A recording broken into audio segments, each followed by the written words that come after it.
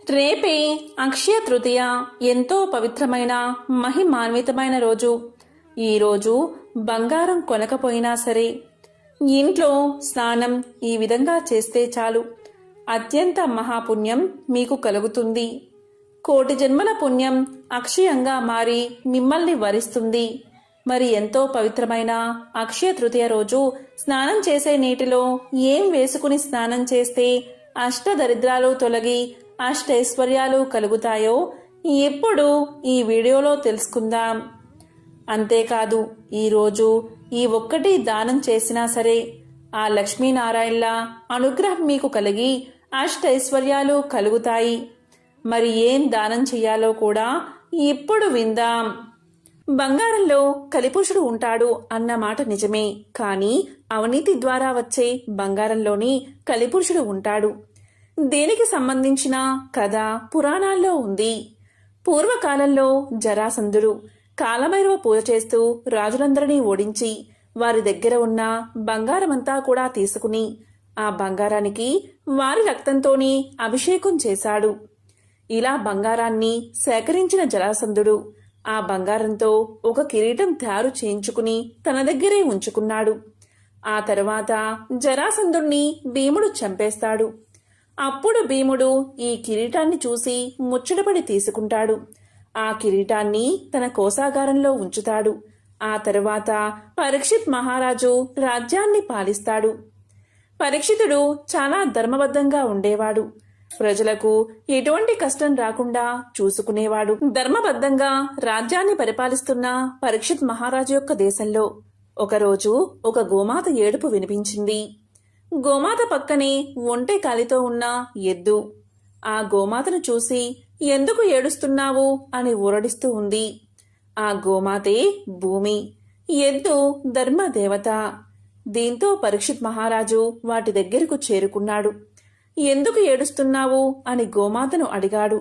అప్పుడు గోమాత ఇలా పలికింది, ఎద్దుకు 3 కాళ్ళు విరిగిపోయి ఒక కాలే మిగిలి ఉంది. కలిపురుషుడు కలియుగంలోకి ప్రవేశించాడని ఎద్దు కాళ్ళను నిర్దాక్షిణ్యంగా విరిచాడని చెప్పింది గోమాత. ఆ మాటలు విన్న పరీక్షిత్ మహారాజు ఎద్దుతో నిన్ను ఎవరు హింసించారు, ఎవరికి అపకారం చేయని నీ కాళ్ళు ఎవరు విరగ్గొట్టారు అని పలుకుతాడు. ఎవరు నీ కాళ్ళను విరగ్గొట్టారో వారు ఎవరైనా కాని అతడి భుజాలు విరగ్గొడతాను అన్నాడు పరీక్షిత్ మహారాజు. అప్పుడు ఎద్దు ఇలా సమాధానం చెప్పింది, కోప క్రోధావేశుడై రాజులా కనిపించే ఒక కఠినాత్ముడు కర్ర పట్టుకుని మేము ఏడుస్తూ ఉన్నా కనికరం లేకుండా కొట్టాడు. నా కాళ్లను అతనే విరగ్గొట్టాడు అని జవాబు చెప్పింది ఎద్దు.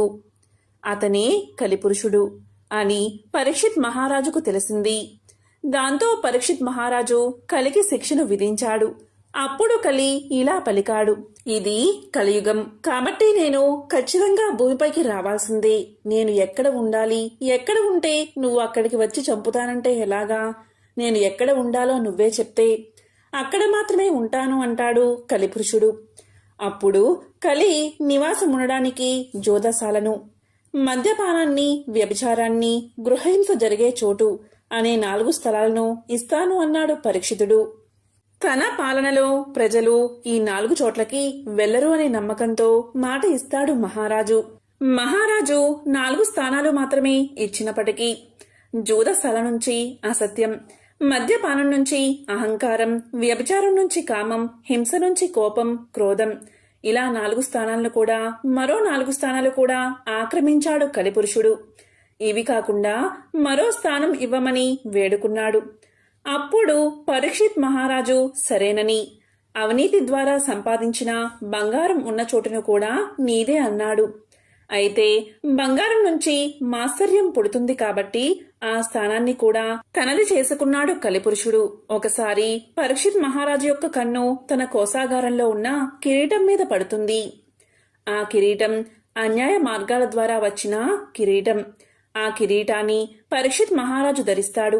అలా ధరించగానే ఆ కిరీటం ద్వారా కలి మహారాజులోకి ప్రవేశిస్తాడు. వెంటనే ఆయనకు క్రోధం పెరిగిపోతుంది. వేటకు వెళ్లి దొరికిన జంతువులన్నిటినీ కూడా చంపేస్తూ ఉంటాడు. సమీక మహర్షి దగ్గరకు వెళ్లి ఆయన మీద చచ్చిన పామును వేస్తాడు పరీక్షిత్ మహారాజు. ఇదంతా కలిపురుషుడు పరీక్షిత్ మహారాజులోకి కిరీటం ద్వారా ప్రవేశించడం వల్లే జరుగుతుంది. ఈ కథ మనకి ఏం చెప్తుంది అంటే, అవినీతి అన్యాయ మార్గం ద్వారా సంపాదించిన బంగారంలోనే కలిపురుషుడు ఉంటాడని, మన కష్టార్జితంతో కొనుక్కున్న బంగారంలో కలి ఉండడు అని. బంగారం మహాలక్ష్మి స్వరూపం. సాధారణంగా అందరూ కూడా కష్టార్జితంతోనే బంగారం కొనుక్కుంటారు కనుక అందులో కలిపురుషుడు ఉండడు. అలా కాకుండా బంగారం దొరికినప్పుడు తాకట్టు పెట్టిన బంగారం తీసుకున్నా, అలాగే పెద్దల నుండి వస్తున్న బంగారాన్ని అన్యాయంగా లాక్కున్నా ఆ బంగారం ద్వారా కలిపురుషుడు వస్తాడు. కాబట్టి మనం కొనుక్కునే కష్టార్జితంగా సంపాదించే బంగారంలో కలిపురుషుడు ఉండడు. కాబట్టి ఎప్పుడైనా సరే, ఎక్కడైనా సరే, ఎటువంటి పరిస్థితుల్లో అయినా సరే ధర్మబద్ధంగా జీవించాలి. ధర్మంగా సంపాదించిన ధనంతోనే బంగారం కొనాలి. పాపాలు చేసి సంపాదించిన ధనంతో బంగారం కొంటే ఆ బంగారంలోకి కలి ప్రవేశిస్తాడు. అక్షయ తృతీయ గొప్ప పుణ్యదినం. వైశాఖ శుక్ల తదియనాడు ఈ పర్వదినం వస్తుంది. కృతిక రోహిణి నక్షత్రంతో కూడిన ఈ పర్వం ఎంతో మహాపుణ్యదినం. ఈ రోజు చేసే దానాలు అక్షయ ఫలితాన్ని ఇస్తాయి. దానాలే కాదు, ఈ రోజు దేవతలకు పితరులకు చేసే పూజలు కూడా విశేష ఫలితాన్ని ఇస్తాయి. ఈ రోజు కేరళ రాష్ట్రీయులకు కూడా ఒక పర్వదినం. ఓణం తర్వాత వారు నిర్వహించుకునే ప్రధాన పండుగ ఇది. అక్షయ తృతీయ అనగానే నేటి కాలంలో బంగారం, వెండి లేదా ఏవైనా విలువైన వస్తువులు కొనడం అనేది బాగా ప్రచారంలో ఉంది. కానీ ఇందులో ఏమాత్రమూ నిజం లేదు. డబ్బు ఉన్నవారు కొనుక్కోవడం వల్ల అది వారికి భారం అనిపించదు. కానీ మధ్యతరగతి వాళ్ళు అప్పులు చేసో తప్పు చేసో బంగారం కొంటే కొన్న బంగారం అక్షయమవడం, అటువంటి చేసిన అప్పులు తప్పులు దాని ద్వారా సంభవించే పాపాలు అక్షయం అవుతాయని పురాణాలు వివరిస్తున్నాయి. ఈరోజు బంగారం కొనాల్సిన పని లేదు. ఈరోజు ఏం కొంటే మంచిదో ఇప్పుడు తెలుసుకుందాం. మత్స్య పురాణం 65వ అధ్యాయం ప్రకారం ఈశ్వరుడు సర్వకామప్రదమైన అక్షయ తృతీయ వ్రతం గురించి తెలియచేశాడు. వైశాఖ శుద్ధ తదియ రోజు చేసే ఏ వ్రతమైనా, ఏ జపమైనా, ఏ హోమమైనా, ఏ దానాదులు అయినా, ఏ పుణ్య కార్యాచరణాలు ఏమైనా సరే దాని ఫలితం అక్షయమవుతుంది. అలాగే ఈరోజు పుణ్య కార్యాచరణ వల్ల వచ్చే ఫలితం అక్షయం అయినట్లే పాప కార్యాచరణ వల్ల వచ్చే పాపం కూడా అక్షయమే అవుతుంది. ఈరోజు చేసే తప్పులు మహాపాపాలుగా పరిగణించబడతాయి. ఈరోజు తృతీయ తిథి బ్రహ్మతో కలిసి ఉంటుంది. అందుకే విశేష పూజనీయమైంది. ఈరోజు ఎవరైనా సరే ఉపవాస దీక్షను తీసుకుని ఏ పుణ్య కార్యాన్ని ఆచరించినా దాని ఫలితం అక్షయంగా లభిస్తుంది. ఈ తిథి రోజు అక్షయుడైన విష్ణువు పూజించబడతాడు. అందుకే ఈ తిథికి అక్షయ తృతీయ అనే పేరు వచ్చింది. ఈరోజు బంగారం కొనాల్సిన పనిలేదు. ఈరోజు పుష్పము, ఫలము భగవంతుడికి సమర్పిస్తే చాలు. దైవనామ స్మరణ చేస్తే చాలు. చివరకు ఒక్క నమస్కారం చేసినా చాలు. సంపద మరియు పుణ్యము కలుగుతాయని పురాణాలు వివరిస్తున్నాయి. ఎంతో పరమ పవిత్రమైన ఈ అక్షయ తృతీయ రోజు ఏ శుభకార్యమైన వారం, వర్జ్యం, రాహుకాలం వగైరాలతో నిమిత్తం లేకుండా జరుపుకోవచ్చని మన శాస్త్రాలు తెలియచేస్తున్నాయి. అక్షయ తృతీయ రోజు బంగారం కొనాల్సిన పనిలేదు. ఈరోజు కళ్ళు ఉప్పు కొంటే శ్రీ మహాలక్ష్మీదేవి యొక్క అనుగ్రహాన్ని పొందుతారు. ఎందుకు అంటే లక్ష్మీదేవి సముద్రం నుండి ఉద్భవించింది. అందుకే ఆమెను సముద్ర రాజ తనయ అంటారు. అలాగే కల్లుప్పు కూడా సముద్రం నుండే వస్తుంది. అందుకే కల్లుప్పును కూడా లక్ష్మీ స్వరూపంగా భావిస్తారు. కాబట్టి కల్లుప్పు తీసుకుని శ్రీ మహాలక్ష్మీదేవి ముందు ఉంచి భక్తి శ్రద్ధలతో అమ్మవారిని పూజిస్తే చాలు. సకల ఐశ్వర్యాలు కలిగేలా అమ్మవారు దీవిస్తుంది. ఈరోజు ఒక నిరుపేదవాడికి అన్నం పెట్టినా చాలు, ఎన్నో వేల రెట్ల పుణ్యఫలం మీకు కలుగుతుంది. అక్షయ తృతీయ గొప్ప పుణ్యదినం. వైశాఖ శుక్ల తదేనాడు ఈ పర్వదినాన్ని జరుపుకుంటారు. కృతిక రోహిణి నక్షత్రంతో కలిసిన ఈ పండుగ ఎంతో విశేషమైనది. ఈ రోజు చేసే దానాలు అక్షయ ఫలితాన్ని ఇస్తాయి. దానాలే కాదు, ఈరోజు దేవతలకు పూజలు చేస్తే కూడా విశేష ఫలితాలు కలుగుతాయి. ఇక అక్షయ తృతీయ పర్వదినం గురించి శ్రీకృష్ణుడు ధర్మరాజుకు ఇలా చెప్పినట్లు భవిష్య పురాణంలో ఉంది. పూర్వం సత్యవంతుడు, ప్రియవాది, దేవగురు అయిన కోమటి ఉండేవాడు. అతను ఒకసారి వైశాఖ శుక్లపక్ష మహత్యాన్ని పెద్దల ద్వారా విని అక్షయ తృతీయ రోజు గంగా స్నానం చేసి ఇంటికి వచ్చి దేవ పూజ చేసి లడ్లు, విసిని కర్రలు దానం చేశాడు. ఆ కోమటి తరువాతి జన్మలో కుసుమతి నగరంలో ధనవంతుడైన ఒక క్షత్రియుడి ఇంట పుట్టాడు. ఆ జన్మలో అతను తన దాన నిరతిని కూడా విడవలేదు. ఎంతగా దానం చేస్తూ ఉన్నా అతని సంపద క్షయం కాకుండా అక్షయమవుతూనే ఉంది. ఇదంతా అక్షయ తృతీయ వ్రతాచరణ ప్రభావమని ధర్మరాజుకు శ్రీకృష్ణుడు ఈ వ్రత విశేషాల గురించి చెప్పాడు అని పురాణ కథనం ఉంది. అక్షయ తృతీయ నాడు గంగా స్నానం చేసేవారు సకల పాపాల నుండి విముక్తులు అవుతారు. ఈ రోజు స్నానం కూడా ఉదయం సూర్యోదయం తర్వాత 6 గడియల్లోపే చెయ్యాలి. గడియ అంటే 24 నిమిషాల కాలం. 6 గడియలు అంటే 2 గంటల 24 నిమిషాల కాలం. అంటే అక్షయ తృతీయ రోజు ఉదయం 5 గంటల 56 నిమిషాలకు సూర్యోదయం అవుతుంది. ఆ తరువాత 2 గంటల 24 నిమిషాల కాలం.